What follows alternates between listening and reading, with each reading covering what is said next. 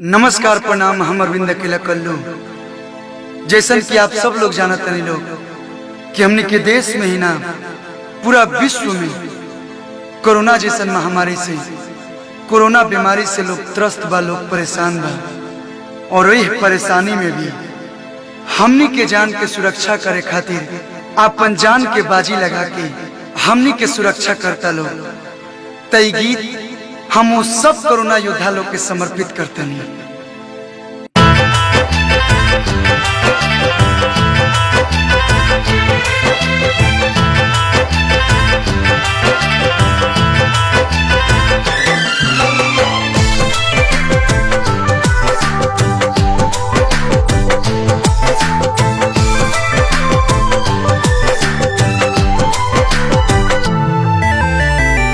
Doctor सफाई कर्मी, doctor सफाई कर्मी, मीडिया या जवान के बड़वे सलाम मोरा देश के किसान के, बड़वे सलाम मोरा देश के किसान के, बड़वे सलाम मोरा।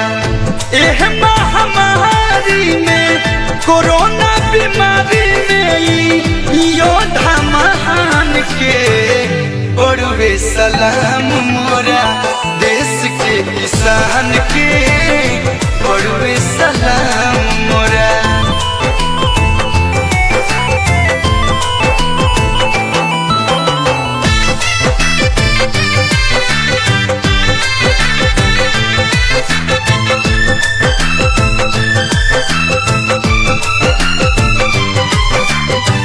रात दिन जागी एगो जान के बचावे हो, रात दिन जागी एगो जान के बचावे। आनावा उगा के एगो बेटा बचियावे। भारत माता के मोदी, भारत माता के मोदी वीर हनुमान के बड़वे सलाम मोरा देश के किसान के, बड़वे सलाम मोरा।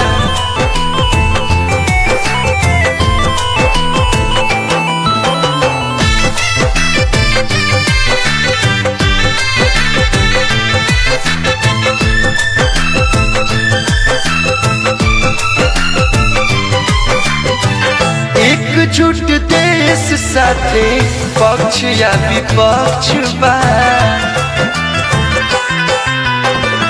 एकजुट देश साथे पक्ष या विपक्ष बा। कोरोना भगावे खातिर ठनले सभे लक्ष्य बा। हारी अब कोरोना जीत, हारी अब कोरोना जीत होई हिंदुस्तान के, बड़वे सलाम मोरा देश के किसान के, बड़वे सलाम मोरा देश के जवान के, बड़वे सलाम मोरा।